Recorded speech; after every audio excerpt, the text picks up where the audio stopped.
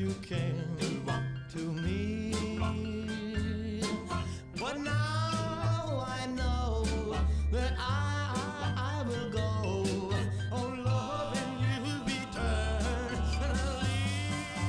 Won't you please be my own? Never leave me alone, 'cause I die every time we're apart. I want you, I need you, I love you with all my heart.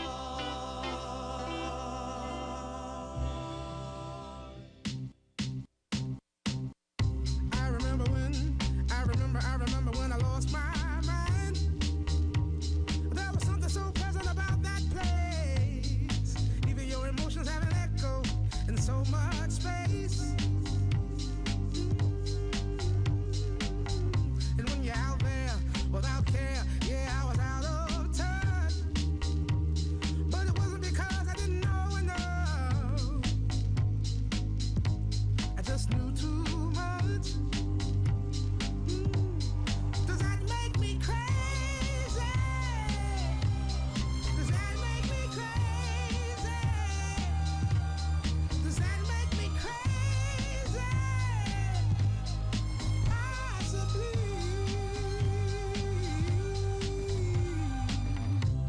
And I hope that you are having the time of your life. But think twice. That's my only advice. Come on now, who do you think you are? Bless your soul. You really think you're in control? Well, I think you're crazy.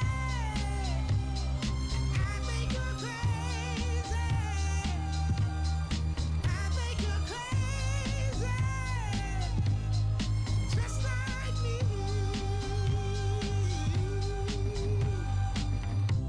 My heroes had the heart to lose their lives. I wanna live, and all I remember is thinking I wanna be like them. Ever since I was little, it looked like fun. If there's no coincidence, I've come, and I can die when I'm done. But maybe I'm crazy. Maybe you're crazy. Maybe we're crazy. Probably.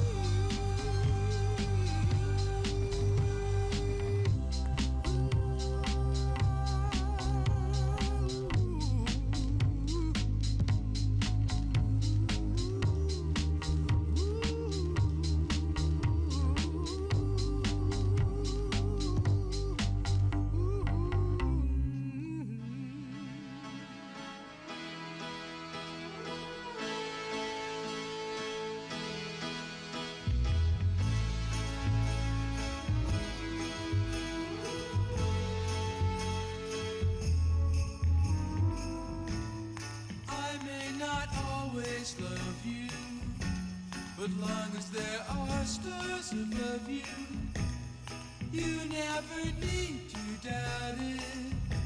I'll make you so sure about it.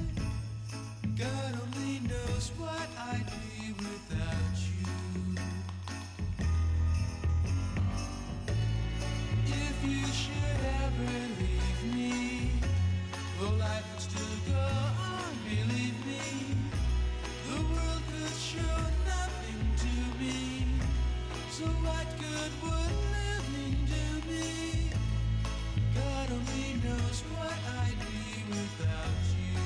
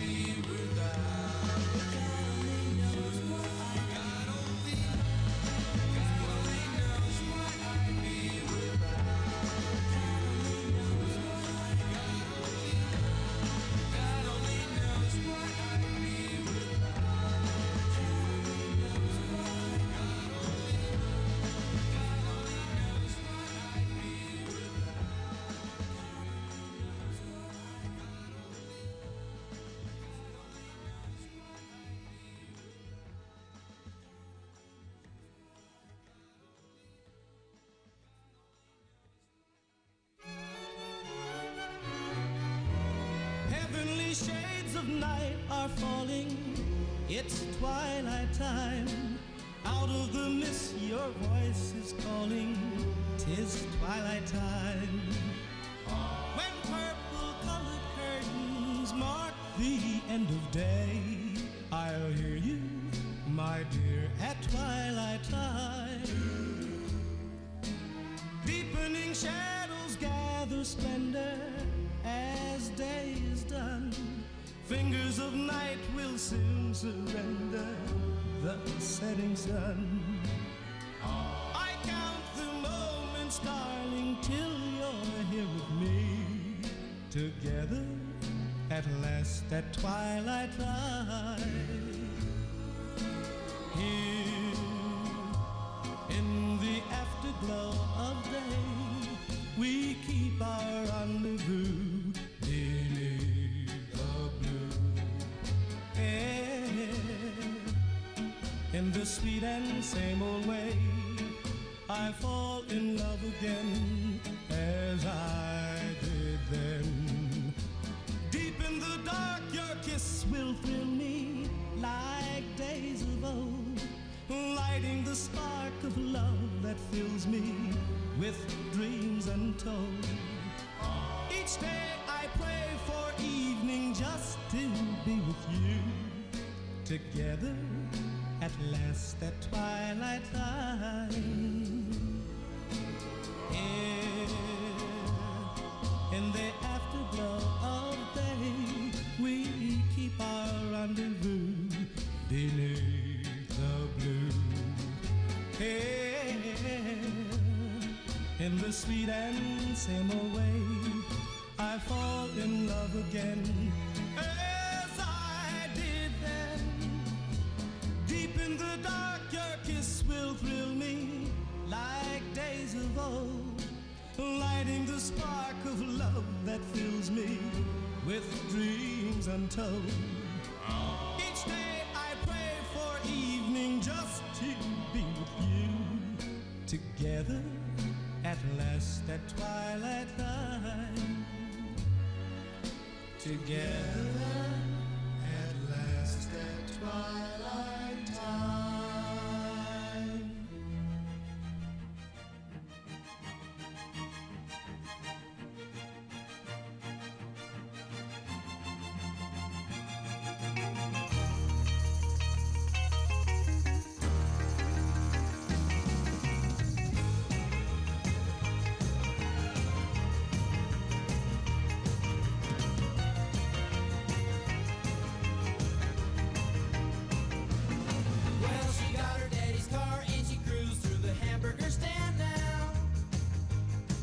She forgot all about the library like she told her old man now. And with the radio blasting goes cruising just as fast as she can now. And she'll have fun, fun, fun till her daddy takes a T-bird away. Fun, fun, fun till her daddy takes a T-bird away. Girls can't stand her 'cause she walks, looks and drives like an ace. You walk like an ace now, you walk like an ace. She makes the Indy 500 look like a Roman chariot race. Like an ace now, you look like an ace. A lot of guys try to catch her, but she leads them on a wild goose chase. Like an ace now, you drive like an ace. She'll have fun, fun, fun till her daddy takes a T-bird away. Fun, fun, fun till her daddy takes a T-bird away.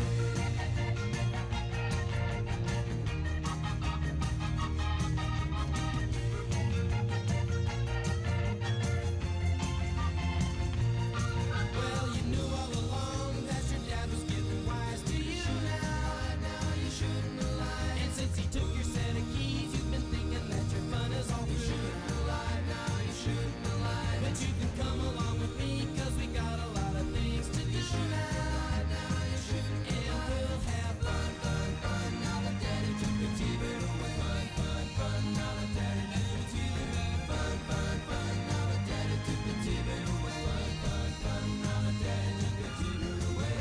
Fun, fun. Now that daddy took the T-bird away. Fun, fun. Now that daddy took the T-bird away. Fun, fun. Now that daddy took the T-bird away. Fun, fun. Now that daddy took the T-bird away. Fun, fun. Now that daddy took the T-bird away. Fun, fun. Round, round, get around, I get around, yeah, get around, round, round, I get around.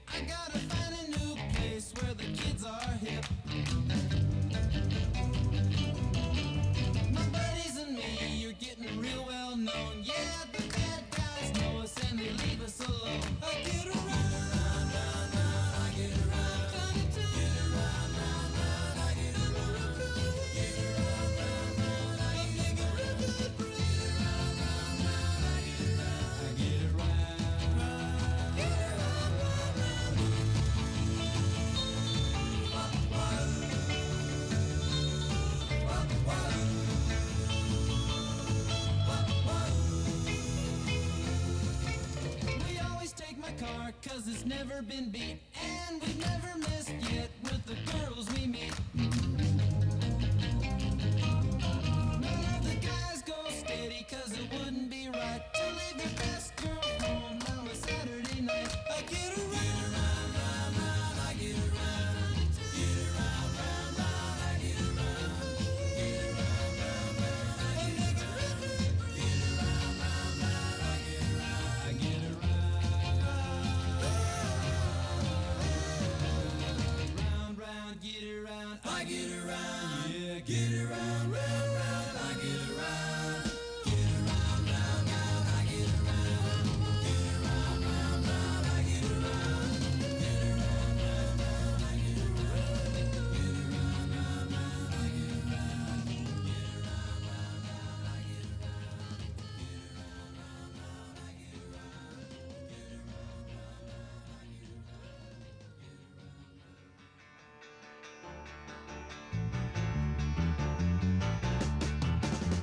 Lord Almighty, I feel my temperature rising higher, higher. It's burning through to my soul. Girl, girl, girl, girl, you gonna set me on fire. My brain is flaming. I don't know which way to go. Your kisses lift me higher, like a sweet song of a choir. You light my morning sky, burning love. Ooh, ooh, ooh, I feel my temperature rising. Help me, I'm flaming. I must be 109. Burning, burning, burning, and nothing can cool me. Yeah. I just might turn to smoke, but I feel fine. 'Cause your kisses lift me higher, like a sweet song of a choir. And you light my morning sky, burning love.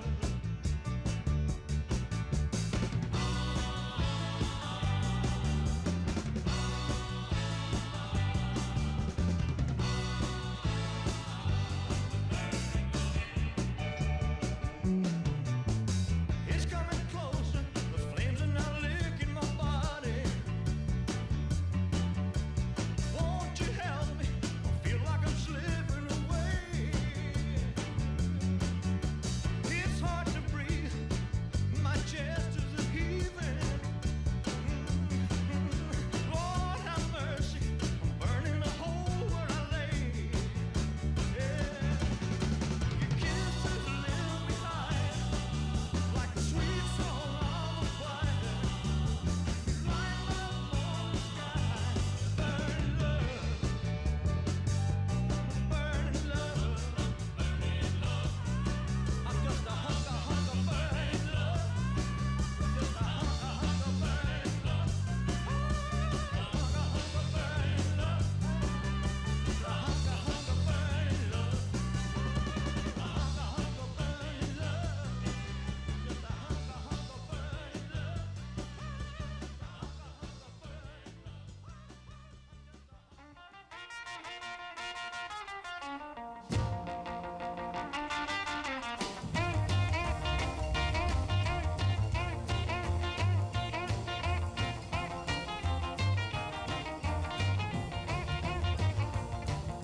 Deep down in Louisiana, close to New Orleans, way back up in the woods among the evergreens, there stood a log cabin made of earth and wood, where lived a country boy named Johnny B. Good, who never ever learned to read or write so well, but he could play a guitar just like a ringing a bell. Go, go, go, Johnny, go, go, go, Johnny, go, go, go, Johnny, go, go, go, Johnny, go, go.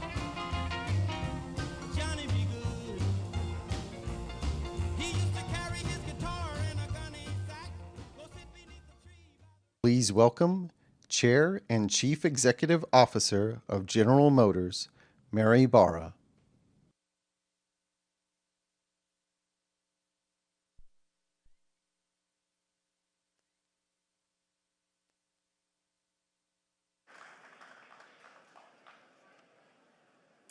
Thank you very much.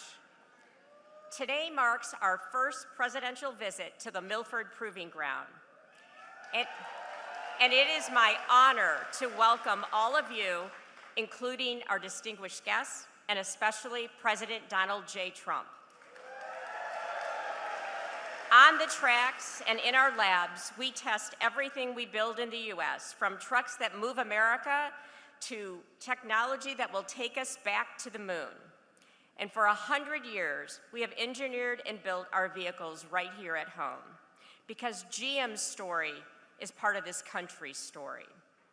This month, we celebrate America's 250th anniversary, and I want to recognize the people who built this country, like the talented and dedicated team members with us today.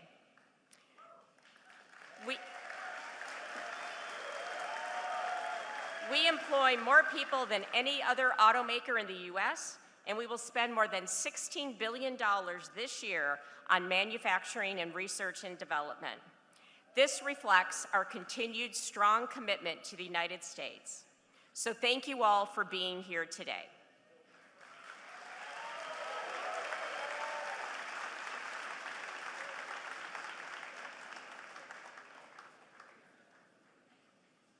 Ladies and gentlemen, the 45th and 47th President of the United States, Donald J. Trump.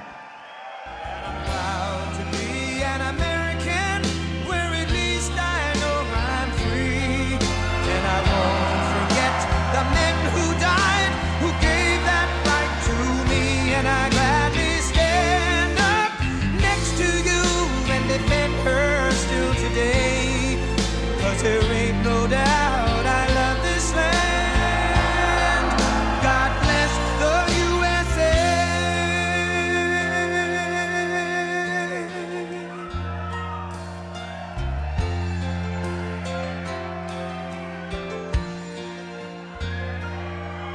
From the lakes of Minnesota to the hills of Tennessee, across the plains of Texas, from sea to shining sea, from Detroit down to Houston and New York to LA, where there's pride in every American heart, and it's time we stand and say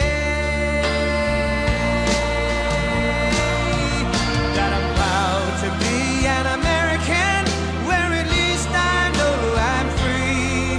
And I won't forget the men who died, who gave that right to me.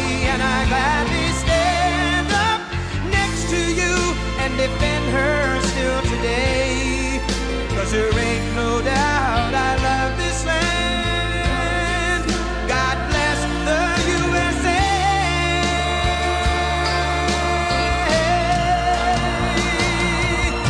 And I'm proud to be an American, where at least I know I'm free. And I won't forget the men who died, who gave that right to me. And I gladly stand up next to you and defend her still today. 'Cause there ain't no doubt I love this land. God bless the USA.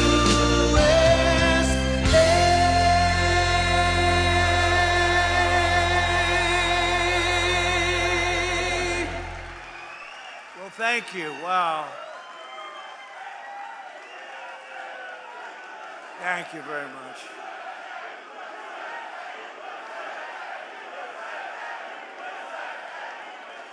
Well, thank you very much. It's an honor to be back. I love this place. I won this place. It's beautiful. This beautiful state. We won by a lot. Great to be back in Michigan, and hello to the men and women of General Motors.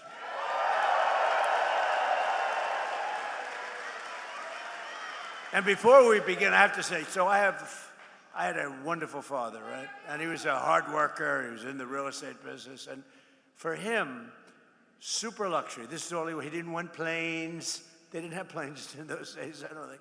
He didn't want anything. You know what he wanted? A Cadillac every 2 years. This was to him This was to him the sign of luxury. This was the greatest thing. And he got every 2 years, like you could count on it. You could set your clocks by it. And by the way, speaking of that, let's get rid of daylight saving time stuff, okay? We have a bill in. Hopefully the Senate's going to approve that one. The House approved it, and we're going to get rid of that, just to mention, you know, it's called the weave, right? We always get back to the right subject. But anyway, I did. I had a father, his luxury Mary, his super, that's all he wanted. He just wanted a brand new Cadillac, and I have to tell you a little secret. He had it stretched a little bit. This way he could be his own chauffeur. He wouldn't have to hire a chauffeur. He could drive it himself, or he could have somebody else, but he could also drive it himself. Did you ever hear that? This could be a new concept for a car. But I had a wonderful father, and he loved Cadillac, and I'm thrilled to be back in this beautiful state, and I'm honored to be the first sitting president to visit one of the most storied places in the history of American auto making, and that's the world-famous General Motors Proving Ground.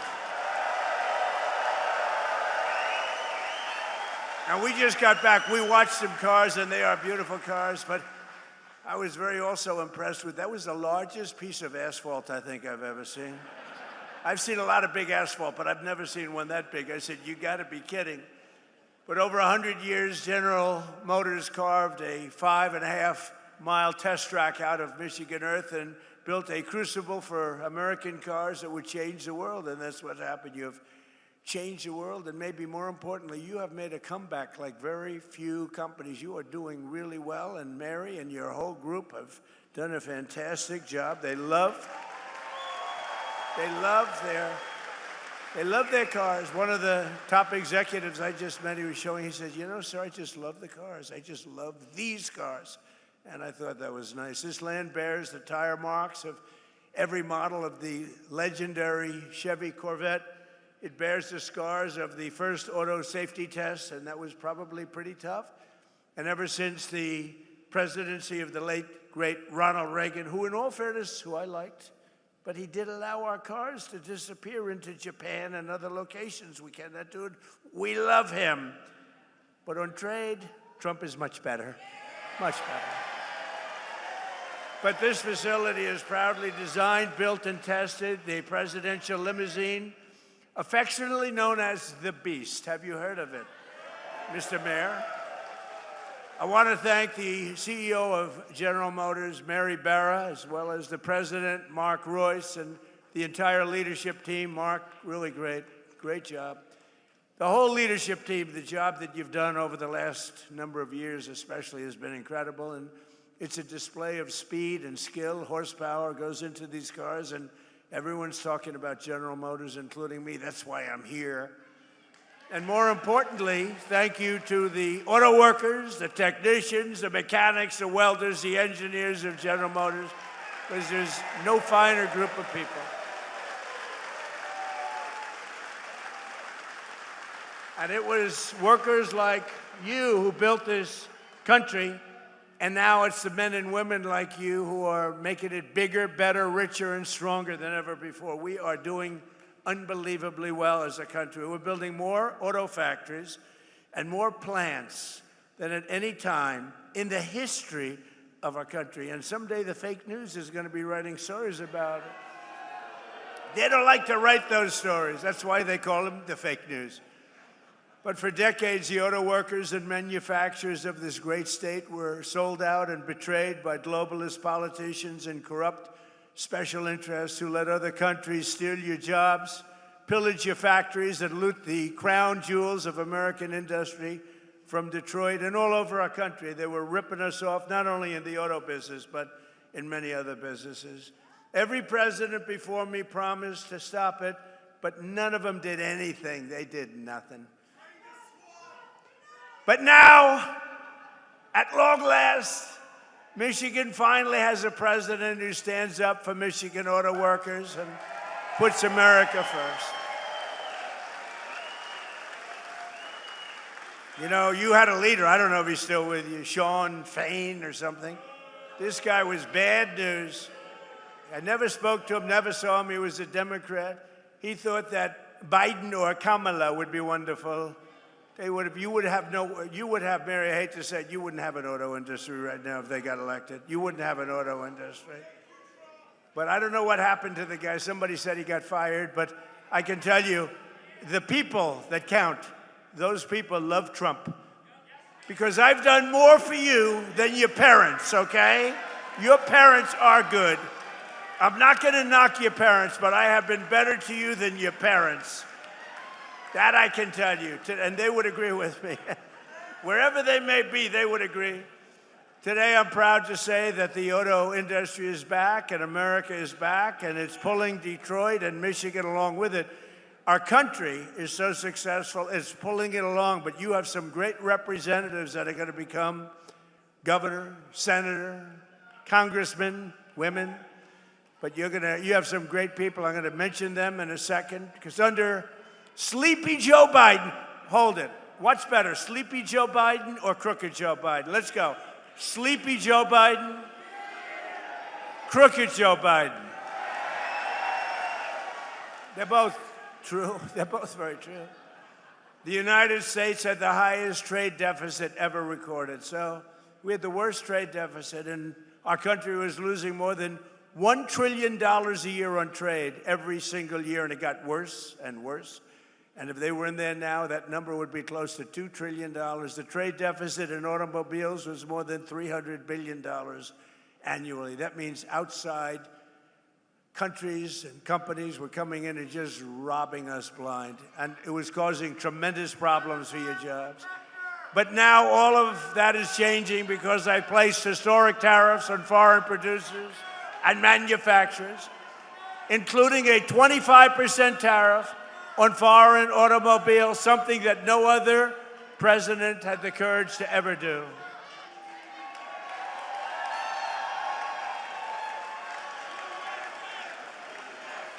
He's a communist.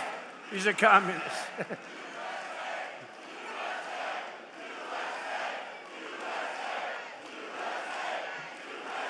Thank you. He's a communist. We're running against communists. Now, this is great. What's going on? But we're going to win very big. No, I didn't even hear the guy. I think. You see what they want to do? You see what they want to do? They want to take your houses. They want to do things that nobody's ever even thought of before. They want to take your money. They want to raise your tax up to 80%. I gave you the biggest tax cut in the history of our country, so we'll keep it that way. And I said this morning, they also want to fire the police. They don't want police and they don't want prisons anymore. I think that's a great idea. Does everybody like that idea? No police. They want no police and they want no prisons. Where are these people coming from? But I also put a 25% tariff on all foreign trucks. So I called Mary about a year ago and I said, I hear that foreign trucks are killing us. She said, that's true. I said, congratulations. I'm going to put a 25% tariff on the foreign trucks. And you are doing a phenomenal business now with trucks. So they were killing us in trucks, and now we're killing them. My policy is simple.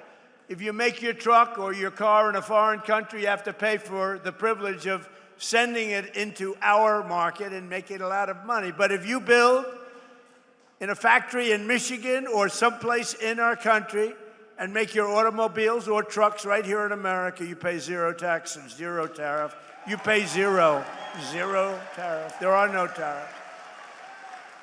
And we've taken in hundreds of billions of dollars for the country aside from it, but we keep a lot. As an example, Europe is being taken over by the Chinese cars. You know that, right? Mercedes-Benz is being absolutely decimated. BMW, good companies, decimated. Volkswagen, decimated.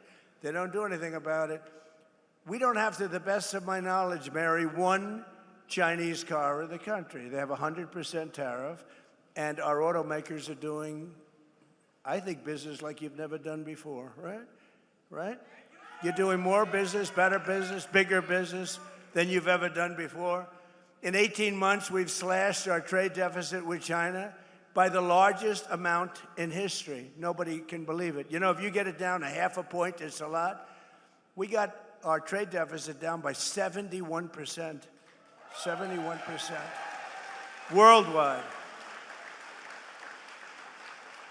1 year ago, our country was dead, and now we are the hottest country anywhere in the world. We're the hottest country. Everybody is respecting us. You know, they respect us again. They respect the United States. I think they respect us more than they've ever. And we did this in a year and a half. In 4 long years of sleepy Joe Biden and his crazy administration, they're communists. They were communists. That was the beginning. He wasn't, because he had no idea what the hell was happening. They said, Joe, let's go communist. He said, what is that exactly? They got less than $1 trillion. So think of it. In 4 years, they had investment of less than $1 trillion. 4 years, less than $1 trillion. In 1 year, my administration secured commitments of more than $19.2 trillion from all over the globe. Think of that. 1 year, 19.2. If they got in, and they were essentially, they didn't think of themselves as communists, but they were. But now you have down and out communists. I mean, these people are down and out.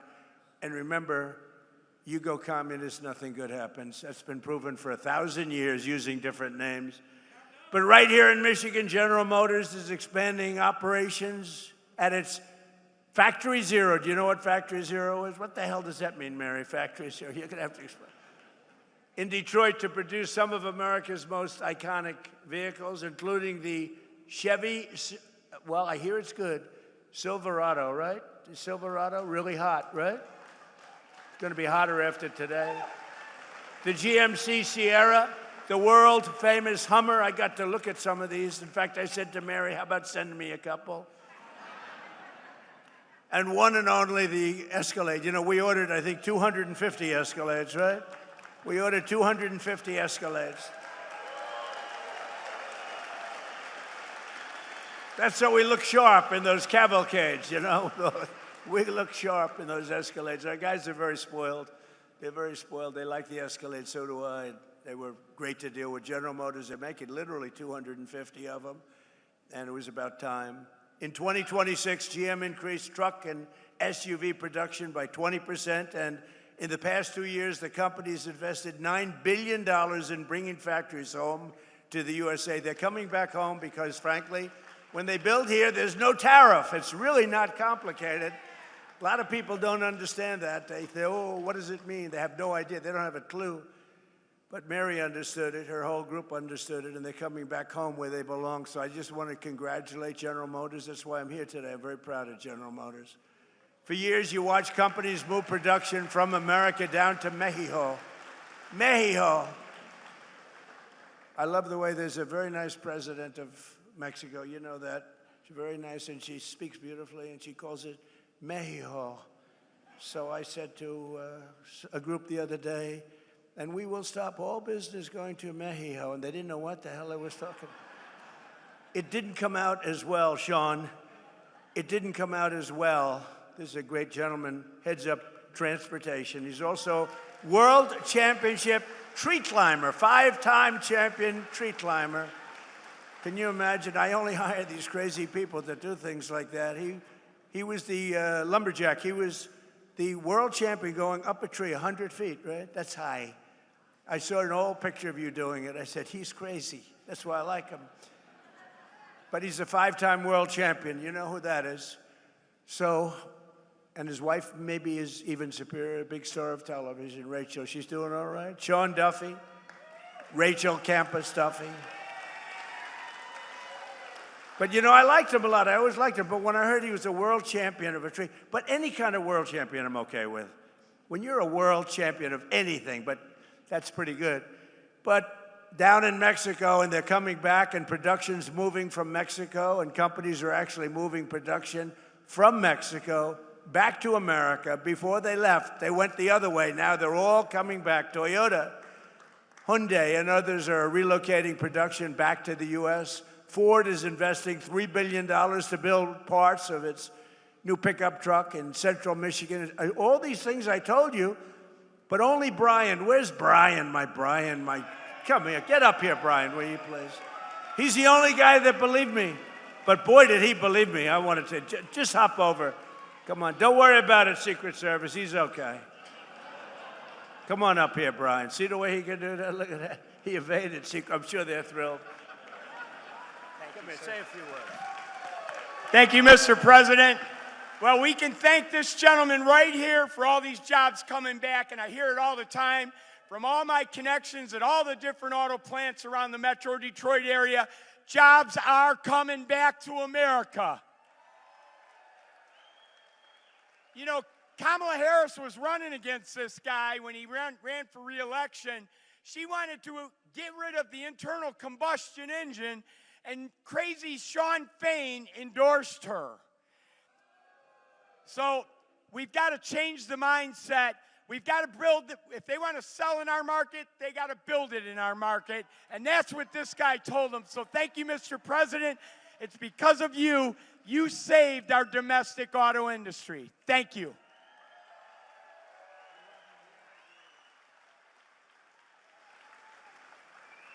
Look at the arms of that guy. I don't know. He's been, you know, he's been with me from day one. The first time he said years ago. And I think I produced, Brian, would you say I produced even more than I said, right? Yes, sir. Even more. Yep, exceeded expectations. True. We like that. Thank you, Brian. He's a great guy, and he's got a group of followers that are unbelievable. Where are they? Oh, yeah, there they are. He's got a great group of people. But for decades, we were told that it was totally impossible to bring back American manufacturing. Obama would say it. Remember Barack Hussein Obama? Obama.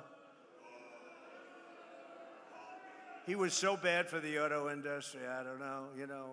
Honestly, I don't know how you vote for Democrats because they are so bad for the industry. But it turned out that all you really needed to get him back was a new president, somebody that understood business, understood what it was all about. I've been complaining about it for many years. On day one, I ended Biden's insane electric vehicle mandate that would have crushed the U.S. auto industry forever, would have never come back. Remember that? Everybody was supposed to have an electric car within, 15 minutes. And I don't want to say this in front of Mary because she'll change your mind, but it takes far fewer people to build an electric car. That doesn't mean they work better, but it takes, and if you want an electric car, they make electric cars too. But if you want to buy a combustion, if you want to buy anything you want, they make. We don't want to do that stuff, but right now we've been right on that bet. I said, no, it's not going to happen that way. I terminated Biden's disastrous CAFE fuel standards. You know what that is? That was a short road to bankruptcy for every single car company in this country, and a total disaster that would have killed the internal combustion engine. They wanted it dead within 5 years. As long as I'm president, that will never happen, but it's going in the opposite direction. Remember, we have 1,000-year supply of gasoline. China doesn't. China doesn't. We have 1,000 years. We have more gasoline. We have more oil. Now, when you add Venezuela to it, we really have more oil. One day. And Venezuela's been great. They've been doing a great job. We're working with them. Take millions and millions of barrels of oil. But they're doing well, and we're doing well. One day. A lot of people were against that war. We don't want the Venezuela. What are you doing? What are you doing? After we won in about 48 minutes approximately. They said, oh, that was a good move. Well, the same thing's happening in Iran. People just don't see it. We have destroyed their Navy. We've destroyed their Air Force. We've destroyed their leadership. We've destroyed their anti-aircraft weaponry. Their drones are being made at a rate of about 7%. We destroyed most of their drone manufacturing capability, their missile manufacturing capability. And right now they're talking to us about making a deal. But if we didn't do it tough, there would be no talk. For 47 years, which is really 50 because people have been using 47 years for 3 years at least. But for 47 to 50 years, they have been talking, and all they do is tap everyone along. They were the bully of the Middle East, and they were the bully of us. and Obama came along and gave them tens of billions of dollars. He gave them $1.7 billion in green cash. Remember that? Put them on a Boeing 757, flew it to Tehran, $1.7 billion in green. He thought he could bribe them, and instead they thought, what a stupid country this is. How stupid. No, you can't bribe them. You got to beat them, and we're beating the hell out of them. But we'll see how it turns out. Right now, they have very friendly negotiations going on. And by the way, how good is our Navy with a blockade? How good? Now, one boat gets in. We have a blockade. They'd love us to, please, we don't want the blockade anymore. They're saying, please, please, no blockade. And I approved the single largest deregulatory action in American history, repealing what is known as the endangerment finding, which will save American families an average of almost $3,000 on new cars, SUVs, and trucks. What a difference. And today I'm giving all American car companies the right to build what are known as tiny cars. You know what that is? These little, because I go over to Europe and I see these little cars all over the place. And I say, why aren't we making them? They send some over. But Sean Duffy, the Secretary of Transportation, has just cleared it. I was with him on the plane. I said, Sean, did you clear that? No, sir, not yet. I want it done now. Oh, it's done. He knows what. He's very smart. He's a very smart guy. No, but you're all cleared, Sean? So your company, Mary, if you want, I mean, you have the choice. It's a tiny little, beautiful little car. I'm not sure I want to get hit by one of your Silverados, okay? Or one of your Cadillacs, but you'll make them as safe as possible, right? You put a little cocoon around them. See, I would have been a wonderful automobile designer. But you have the right to do it, and they sell, inexpensively. They're actually beautiful. I don't know if I'm going to be using one. I'm not sure if Secret Service would love me driving around in one, but there's a tremendous market for it, I think. It really is a tremendous market. They are quite something. And thanks to our Republican majorities in Congress, we also made interest on auto loans fully tax deductible, but only if the car is made in America. If it's not made in America, we have no interest in doing that. And I apologize for the air conditioning, but this room was not built for thousands of people. This room was built for a few people making cars, not for thousands of people. And it is a little warm up here, but I love that because every time I make a speech, I lose weight. It's wonderful. It's a wonderful way to lose weight. Under our leadership, investment is booming, incomes are rising, and the stock market has 73 all-time highs. Think of that. In a year and a half, we've had an all-time high. And your 401ks are up by $32,000 and more in just a year. And one statistic that I say, because, the fake news, the reason they're fake news, they're terrible people in many cases, not in all cases. You have some professionals, but they refuse to say, there are more Americans working today in the United States of America than at any time in history. How about that? That's, to me, that's a stat that's hard to beat. And it was just announced that inflation is dropping at the fastest rate in more than 6 years. We're dropping it. I inherited this mess. I inherited an open border where 25 million people came in. Many of these people were criminals, murderers, people from jails, people from mental institutions. I inherited that. We've got a lot of them out, and we're getting a lot of them out. We have to. We have 11,888 are murderers, many of whom, they say more than 50% of whom killed more than one person. We don't want them in this country. They allowed them to come in through the stupid open border. They came in like water. You've seen it. And right now, it was just announced, again, this is now the 15th month in a row, 0 people have come through our border illegally. 0.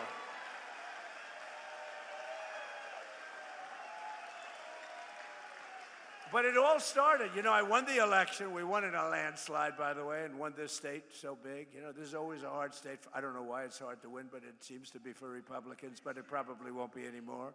We have great candidates. But, it's really amazing. They always try and blame me for high prices. I have my first news conference. I win, I have a news conference like a day later. And I say, any questions? Why are prices so high? You have to understand, I just got there. They say eggs. I remember eggs. Eggs were like 4 or 5 times higher than they were a few years ago. You couldn't get eggs. They wanted me to use plastic eggs for the Easter egg hunt because they were unable to get eggs. And I said, we'll take care of it. We got it taken care of quickly. Now eggs are much lower than they were when we first started. And that's true with everything else. And you'll see how true it's going to be after we get rid of the nuclear threat of Iran, which will be very quickly. But I had nothing to do with it. You know, they have this term.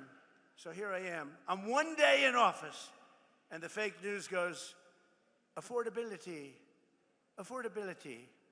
I said, what's affordability? What's that all about? Prices are too high. I said, we're here for less than 24 hours. But we've brought down prices. Last week, it was announced that inflation's gone down faster than at any time in the last 6 years. When the fuel comes down, which it did for a little while, then they didn't behave, and I had to go back, and now they're behaving again. You know, it's like playing a banjo. But every day we're fighting to put more money in your pockets, and that's what we're doing, and we're doing it better than anyone. At the same time, we're making this country safe, because we're not going to let lunatics have a nuclear weapon. You want to see disruption? You want to see some disruption? But with the help of our Republican majorities in Congress, I proudly signed the largest tax cuts in American history for the second time. Because in my first term, we had the greatest economy in the history of our country. We got hit with COVID at the end, but we did a great job in that. Operation Warp Speed and the whole thing. We did a great job. Didn't get credit, but that's okay. But we had the greatest economy in the history of the country. And we're blowing it away this time. We're blowing it away. You're going to see the results very soon. I'm a little bit upset because in 2.5 years, you may have a different president. May. And that president will be saying how great the economy is doing. Look at all the jobs that he produced. We have more factories being built than at any time in our country's history. They're all going to be opening now and soon. And I got some guy or woman who is going to take credit for that. Will you please remember that I did it, okay? I did it. I did it. I'll be sitting home. I'll be reading the papers. I'll be watching television. And I'll be having some guy like last time, a real idiot, stand up, say, we are doing record business. We are making more automobiles. But by the way, don't worry about it, Mary. They'll screw it up. It won't take them long to screw it up. But we're not going to let that happen. Our great, big, beautiful bill gave us no tax on tips, no tax on overtime, and no tax on Social Security for our great seniors, right? That's our big deal. And the overtime you're working, and I don't know much, but I know you're making a lot of cars, more than you've ever made before. I assume, are they getting a little overtime, Mary? She doesn't want to say it. She is. I know you are. No tax on that overtime. Think of the no tax on tips in Nevada. I went, and a young lady came over, a beautiful waitress. She was a waitress and very beautiful, but I'm not allowed to say that politically, because if you call somebody beautiful, that's usually the end of your political career. But she happened to be beautiful. But she happened to be beautiful. And I say, what's going on? Oh, sir, I'm getting killed with tips. I'm getting killed. Sir, there should be no tax on tips. I say, what? I'm sitting down with a group of people, very boring group, we're all bored, at my hotel in Las Vegas, and she comes up and she says, sir, there should be no tax on tips. I say it one more time. And I went outside, and I spoke to the fake news that follow me all over the world, looking for me to make one little mistake. If I make one little mistake, if I mispronounce a word, which doesn't happen often, if I fell, oh, they're waiting. They would love to. Because I knock. You know, you can't fall every single time you come up on a day, it's like Biden did.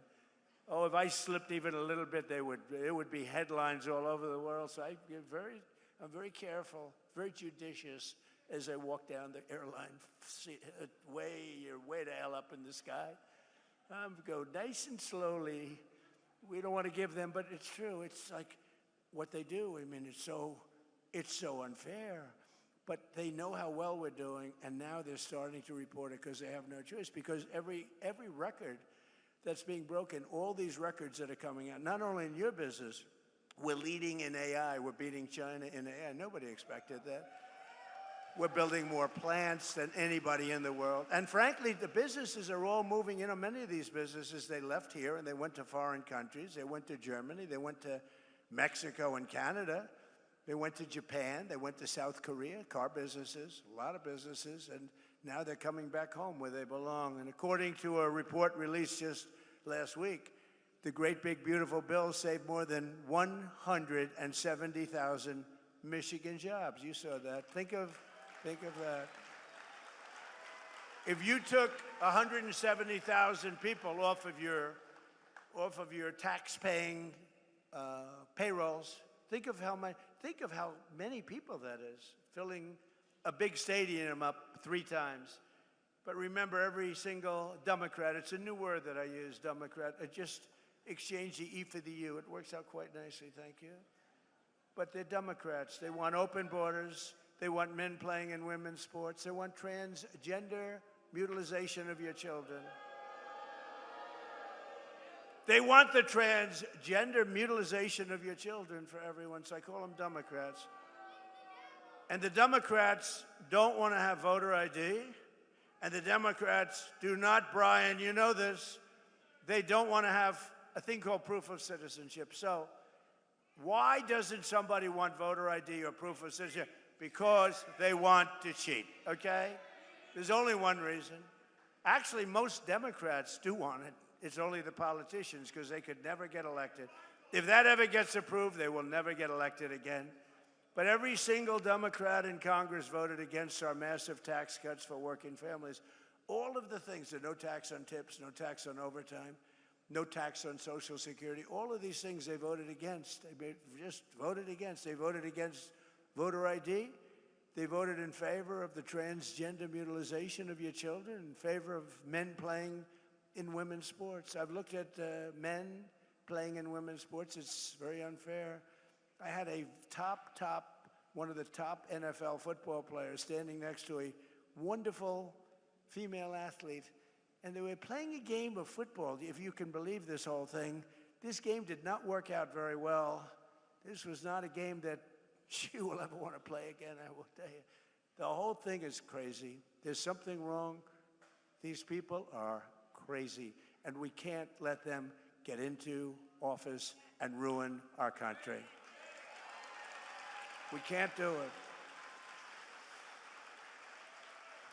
And the congressional Democrats voting for tax hikes, they're voting for open borders. The Green New Scam are their side. Remember the Green New Scam? Everything had to be green, the world is going to collapse, it's going to be gone. 15 years ago, they were saying we only had 12 years left, but we're still here. But they're siding with the radical left communists taking over the party. They want, in other words, the normal socialists who can destroy a country, too. They're not going fast enough. Do you remember, like in one of my State of the Union speeches, I said, we will never be a socialist country. But I was right. We're going to be a communist country. That's what they want. They skipped socialism. Can you believe it? But communism is the greatest threat to our country in history, including even World War I, World War II, Pearl Harbor, or 9/11. I mean, this is a serious threat because they're going to promise all sorts of things. In 1 year, the country will be absolutely bankrupt. You'll live in squalor. You'll live in fear. You won't have police. You won't have firemen. You won't have anybody. You're going to be, it's a disaster. Even the thought of it is a disaster. And we have the hottest country in the world. We don't want to have it, and we have to be strong about it. We can't be nice. You know, a lot of the Republicans are nice. We're a very nice party. We shouldn't be so nice, to be honest with you. But we can't let them get their claws into this incredible, they call it an experiment. I don't think it's any longer an experiment. This has been going on for a long time. We have good years, bad years. We're having the single greatest year we've ever had as a country. We're not going to let these people destroy it.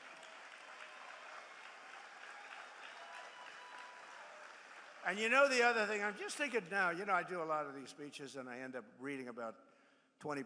Isn't it nice to know that you have somebody that doesn't have to read a speech? And it's even better to know that you have somebody that can read a speech if he wants to. The other guy couldn't even read a speech. But I'm just thinking about it. This is maybe going to make news because I've never said it. I'm just thinking about now. When they take something over, it's always dirty. The sidewalks are dirty. The people are, I hate to say this, not clean, okay? The curbs are loaded with you-know-what. The smell is terrible. I mean, I see it happening to cities. Blue cities are all blue. They're all blue.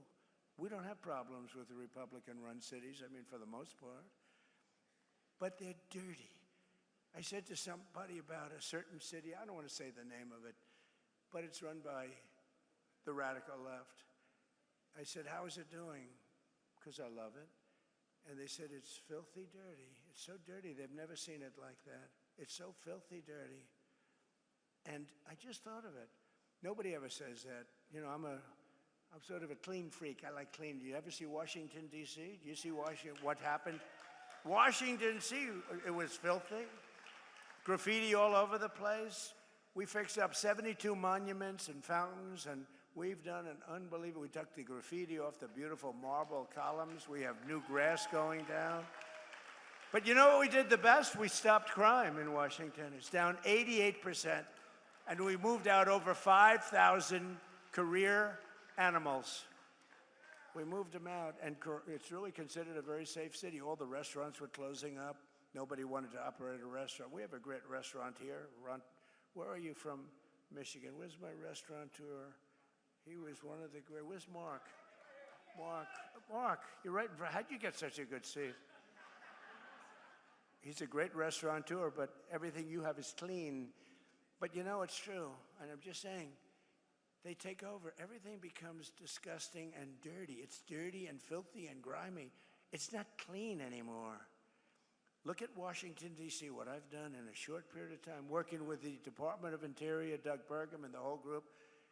We have done some job. We've taken graffiti-filled statues all over the city and monuments and waterfalls and everything, the beautiful reflecting pond where we get, I mean, we did some job. Somebody comes along and starts cutting it with a knife. They're sick. But it's in the hospital now, but it's going to get better very soon. It's almost ready to open. We could have kept it that way for a while, but I didn't want to do that. I want to have it fixed perfectly. But these people are very terrible. But think how beautiful Washington, D.C. is. But the most important thing is we have very little crime. And there's a statistic that's incredible.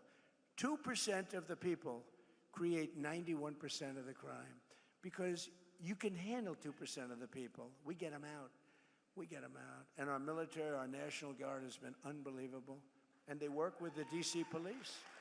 But they've been unbelievable. So I just want to thank them. But Washington, D.C. is now, again, and it's going to get only better. It's going to get all new grass. The parks are getting all new grass. I have a man who's a fantastic man, one of the biggest grass growers. I know everybody. I know grass growers, but he's actually a very rich guy. He wants to fix up the parks, all brand new grass. We're going to do our job. He donated the grass for the White House. We're building a heliport, and we're building a drone port, and we're building a great ballroom and a military facility as part of it, and it's incredible. And people cannot believe how it looks. Washington, D.C., think of it, is now a really safe city, and it's so beautiful again, and people are proud of it. It's our capital. They have to be proud of it. It was a crime-ridden mess.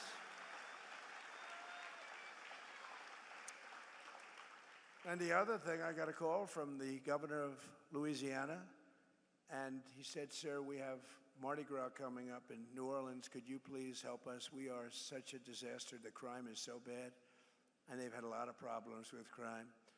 And I sent our team in there and called me back. He said, you know, crime is down almost 80%. Think of that, almost 80%. This was 8 months ago.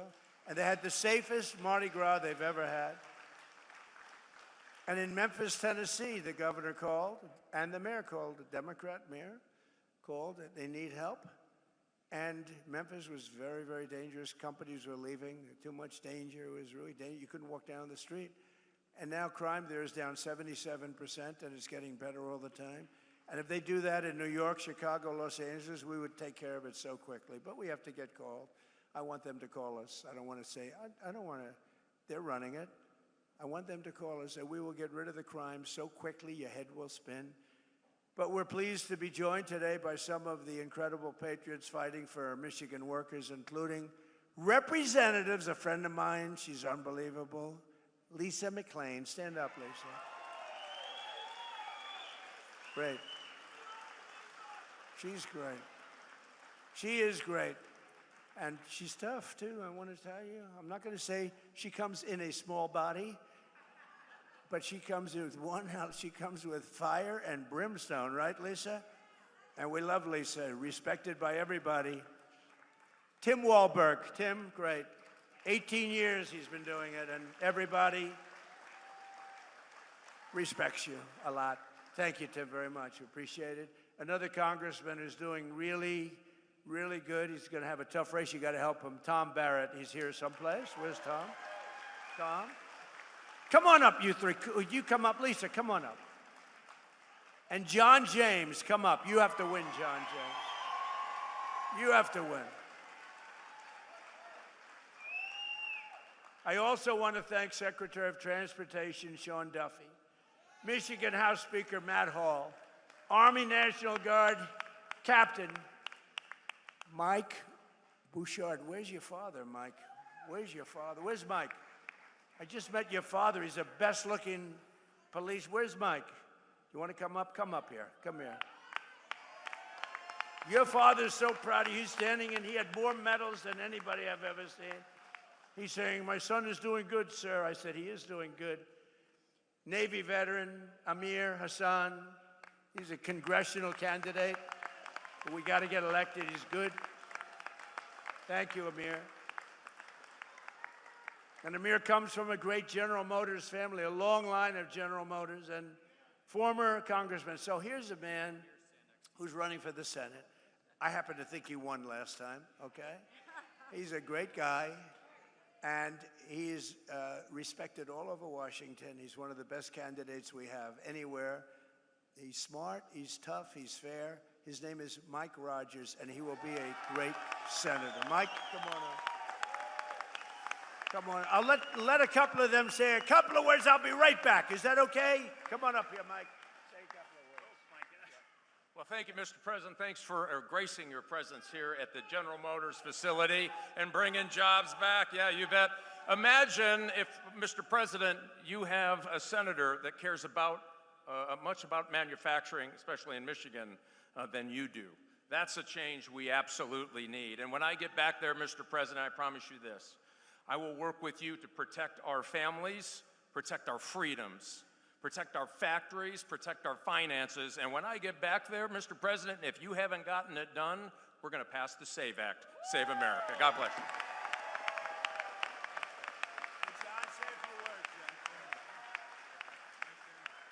Well, again, thank you, Mr. President, for coming back to Michigan, where you've won 3 times. We very much appreciate your leadership. And as governor of the state of Michigan, we're going to be matching those Trump accounts. We're going to be taking care of our children. We're going to be matching those. You know, we have a president who keeps his promises. We have a president who looked at a situation and he said, you're going to have very fast planes in Macomb County. You know what he did? In the very first 100 days, the President of the United States, President Donald J. Trump, delivered F-15EX to Selfridge Air National Guard Base. The president has always been looking out for Michigan jobs. The status quo doesn't work for Michigan. President Trump is pushing back. And as a result, President Trump signed my bill to protect our automotive industry against the harmful California EV mandates. And as a result, our jobs are coming back to Michigan. But most importantly, the president, because he's the best deal maker the planet has ever known, President Donald Trump has got $19 trillion of investment back in the United States of America, but because of the failed policies of Gretchen Whitmer, a lot of that investment is not coming back here. Well, working with you, Mr. President, we're going to make sure that we have an environment where we can bring that investment back to the state of Michigan to create jobs right here for the best auto workers in the world. Thank you so much for your leadership, Mr. President. God bless you. We have your back.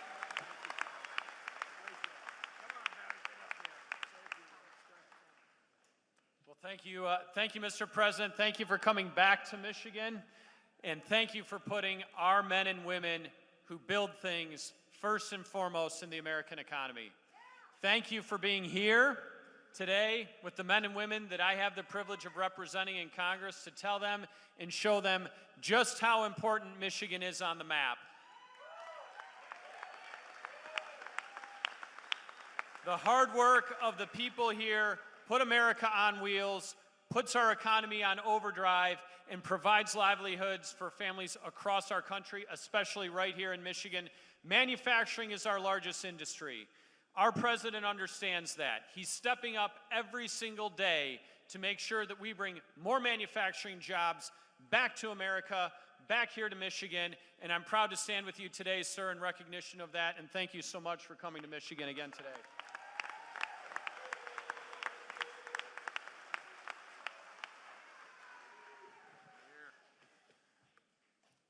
Talk about the American dream. Born and raised in Flint, Michigan, the birthplace of General Motors. Son of a father, a grandfather, a grandmother, an aunt, an uncle that all work for General Motors. Son of an educator. Protecting America, getting back to the fundamentals and the foundation that made us great in the beginning, that's what we're doing this cycle. The contrast is clear, the time is now. If you love America, make noise. If you believe in first responders, make some noise. If you back our military, make some noise. And if you're proud to be a conservative,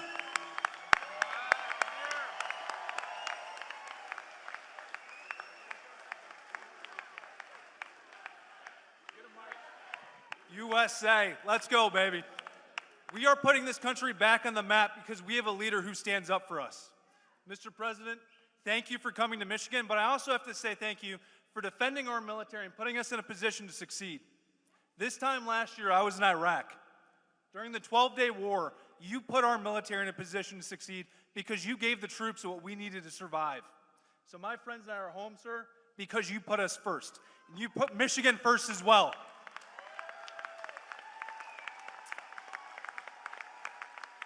It took 47 years to stand up and say lunatics can't have nuclear weapons.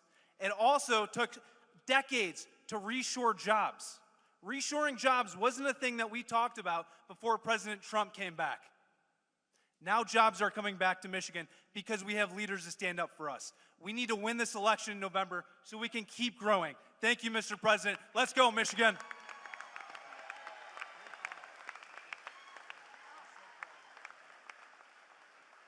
I didn't bring my box, so I apologize. But take a moment and look around. Look at how many people are filling this manufacturing facility. And why is that?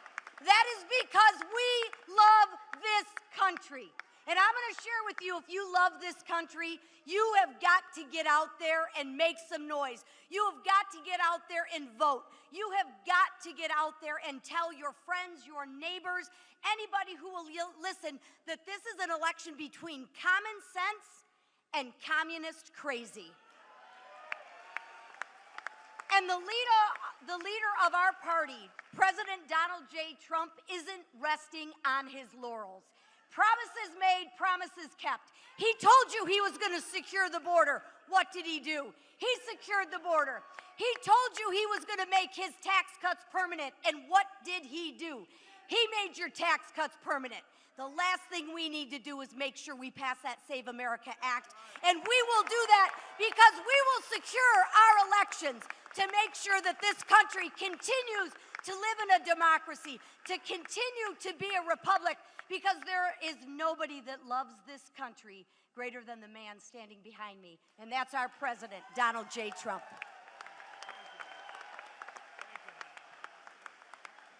I never want to go behind Lisa, that's for sure.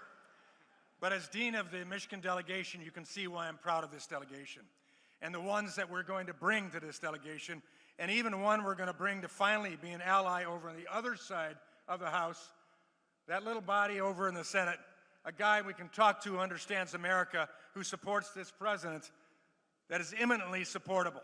and we say that out today. I'm also chair of the Education and Workforce Committee. We have a president that understands workforce. That's why he's here with all of us. He understands education. That is not indoctrination for communist crazy. And that's what we're seeing today. So let me say this to you as chair of the Education Workforce Committee. We're here today trying to educate you, to educate others, to get out and work, to get this team in place so the final 2 years of this president, maybe final 2 years of this president, will be so memorable that we won't need to worry about the future. Let's get out and work as a workforce for freedom.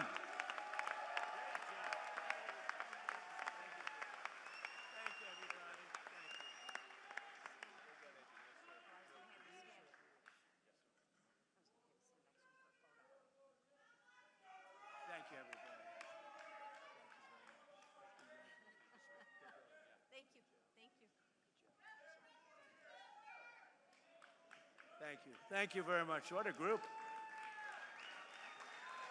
Thank you very much. That's a great group. We got to get them elected. Also with us is the mayor of Hamtramck, Amir Ghalib. Thank you very much, Mr. Mayor. And Mark, thank you very much for being here. Mark Zarkin, a great guy. And a man who's been with me from the very beginning. Again, I have to do it because this guy has been like, he got it a long time ago. Brian, thank you very much, Brian. Thank you. Thank you very much. Especially, he has been right from he got it right from day one, you know? So we don't forget that. 18 months ago, we inherited a catastrophe from the Biden and from the radical left Democrats. They created the worst inflation in 48 years, wide open borders with millions and millions of people from mental institutions, insane asylums, the world's worst prisons pouring into our country from all over the world. They came. They came from South America. They came from the Congo. They came from places from all over the world. We had transgender for everybody, men playing in women's sports, crime ravaging our cities, and the whole world was laughing at us as a stupid nation. They called us a stupid nation. But they're not laughing anymore. America is respected again, I think, like we've never been respected before. You saw I went to the G20, I went to the G7, I went wherever we go, they're looking at us as the real leader again. For a long time that hadn't taken place. Under our leadership, we're making the largest ever investment in the United States Armed Forces. And right here in Michigan, I got 21 new F-15EX Eagle IIs for Selfridge Air National Guard Base, ensuring that Michigan stays at the cutting edge of North American air power. Selfridge was very, very important. It's a big deal. It was closed. It was over. It was going to be closed. Now it's open. We have the strongest military anywhere in the world by far. We have the greatest people. We have the best equipment in the world. I built it during my first term, and I'm using it now. We had no choice. Again, we can't let what was happening in Venezuela go on, and I was very decisive, but we can't let what was and is going on. They killed 52,000 protesters. Think of it in a 4-month period. 52,000 in Iran.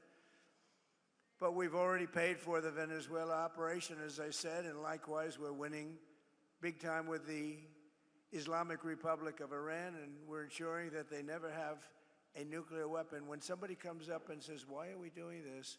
Just say, because we cannot let them have a nuclear weapon. It's very simple. That's all you have to say. There's nothing else you have to say. If you understood the power of the nuclear weapons, you'd understand exactly what I was saying. When I took office, we inherited the worst border in U.S. history, but we quickly turned it into the most secure border in the history of our country by far.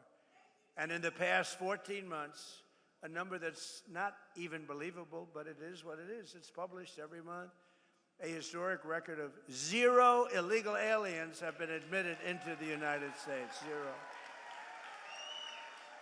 And now, as you've been reading, crime is plummeting nationwide. Last year, we achieved the largest drop in the murder rate ever recorded to the lowest level in 125 years, 1900. That's before my father. Bring up my father. That's before my father was born. 125 years, lowest murder rate. And that's despite the fact that we have people in this country that shouldn't be here. That's despite that. But a lot of them are being brought out very rapidly. Under my most favored nation policy on drug prices, we're delivering the largest prescription drug price cuts in the history of our country by far, with differences of 400, 500, and even 600%. Nobody can believe it. We were the highest priced for decades, the highest priced in the world for drugs, prescription drugs, and now we're the lowest price in the world. So you think that was, I won't bore you with the way I did it, but no other president was able to do it. I'm not sure they even tried, but all of you have to go out and go to TrumpRx.gov, TrumpRx.gov, and you're going to find that you're going to buy whatever you're looking for at a tiny fraction of what you were paying. To stop the massive theft of taxpayer dollars, we ended Medicaid for illegal immigrants, and we launched the war on fraud, led by our great Vice President, J.D. Vance, who's having a tremendous... We're finding unbelievable levels of fraud. Minnesota, that governor is so crooked. Ilhan Omar with her brother, so crooked. But it's all under very serious investigation. We're finding billions of dollars, billions. In just 18 months, we've turned this country completely around, and it's still, we're going to do still better, but we have a turn. We're hot. Jobs are up. Inflation is down. Our border is secure. Factories are opening at record levels. Investment is booming. Michigan is thriving. America is winning like never before. And again, Iran will never have a nuclear weapon. With the help of our Republican majorities in Congress, we will crush violent crime to the lowest levels ever, impose harsh new penalties for dangerous repeat offenders. They are very bad. Crack down on Marxist prosecutors, and we will end no cash bail, which really got the crime started more than any other single event. No cash bail. You kill somebody and you walk out. We will pass the Great Health Care Plan. That's what it's called, the Great Health Care Plan, to stop all payments to big insurance companies and give the money directly to you, the people, so that they can buy their own health care, which will be much less expensive and be a much better health care. Very simple. And the Democrats are fighting us on that one, too. They're fighting us as hard as you can fight because, you know what? They happen to be owned by the insurance companies. The insurance companies receive billions and billions of dollars a year. They own the Democrats. And the Democrats, they don't want to debate it. They just want to fight it. And we want to give the money directly to the people, and you go out and you buy your own health care. You'll get great health care and have lots of money left over. And we will continue to remove dangerous criminals, drug dealers, human traffickers, and child predators from our country. And we will always stand with the heroes of ICE and Border Patrol. They are heroes. The abuse they're taking. If you saw some of the people they have to deal with, if you saw the toughness and the craziness and the, boy, oh boy, the roughest people really in the world, they were led into our country by Biden and the group. By probably, I don't even know if he knew. I don't even know that he knew people were coming in. I don't think they told him. But they were coming into our country, and they are the roughest people in the world. Remember, they used to say, oh, foreign people don't commit crime. They make our criminals look like babies. It's the only thing good about them. They make our people look like absolute babies. But they are, you don't get rough. Tren de Aragua, the roughest in the world. They cut off people's fingers so they don't make a phone call. You're going to make a phone call? I'd like to call the police. Boom, their fingers are gone. These are the roughest and worst people in the world. They're out of here. We've got them largely out of here. We can never let that happen again. Could never let it happen. Single most difficult thing that I've had to work with. And finally, we will pass the Save America Act through the Senate, hopefully the Senate. Call your senators and put pressure on them. We won't get one Democrat senator to get you voter ID with photo. Need a photo, be nice. So they, okay, good. You know, they want to if they did ID, which they don't want to do, they don't want a photo. Why don't they want to? You know, at the Democrat National Convention, they had an identification card that was bigger than most of the people's chest.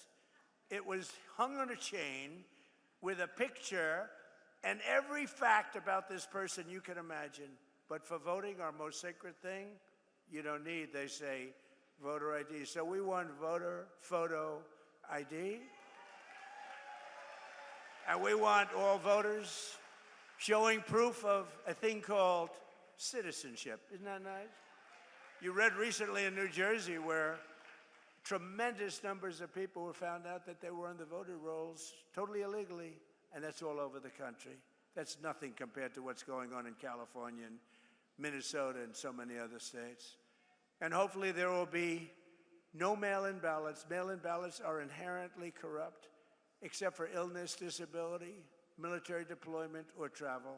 If you're in the military, you're far away, absolutely. If you have to go someplace, absolutely. But mail-in ballots have proven to be a disaster. We're the only country in the world that in this form does them. There's no other country in the world because they're crooked. They pass through too many hands. When you go to a voter booth, even me, I went to vote. Sir, may I please see your identification? Sir, I'm so embarrassed. I know you're Trump. Please, do you have some identification? I don't want to lose my job. I whipped out, I was lucky, I had some kind of a card on me, and I didn't even know, but I gave it, thank you, sir. So I'm so embarrassed. She kept apologizing. I said, don't apologize. You're doing your job. That's what you're supposed to be doing. It was so beautiful. And we will enshrine in permanent law, where we had a big Supreme Court victory the other day, but not complete, no men in women's sports, and no transgender surgery, and the mutilization of your children. They mutilize your children. So, ladies and gentlemen of Michigan, the golden age of America is upon us. We're in the golden age. This is an age like no other. And the men and women of the American auto industry and General Motors are leading the way. And I'm so proud of it because, as Brian and others in the room know, I fought for this for years. I was here 25 years ago. I got Man of the Year. Oh, by the way, the press questioned that, and then they found out it was true, actually. And I made a speech, and all I talked about was, why are you letting them steal your auto industry? I said, your auto industry is being stolen. It's going to Germany and Mexico and Japan and South Korea and Canada. Why are you letting it happen? They stole over 50%. It's all coming back. Who would think it's all coming back? It's all coming back right now. More plants being built than at any time in the history of our country. With your help and patriots all across this magnificent land, we will make America powerful again. We will make America wealthy again. We will make America healthy again. We will make America strong again. We will make America proud again.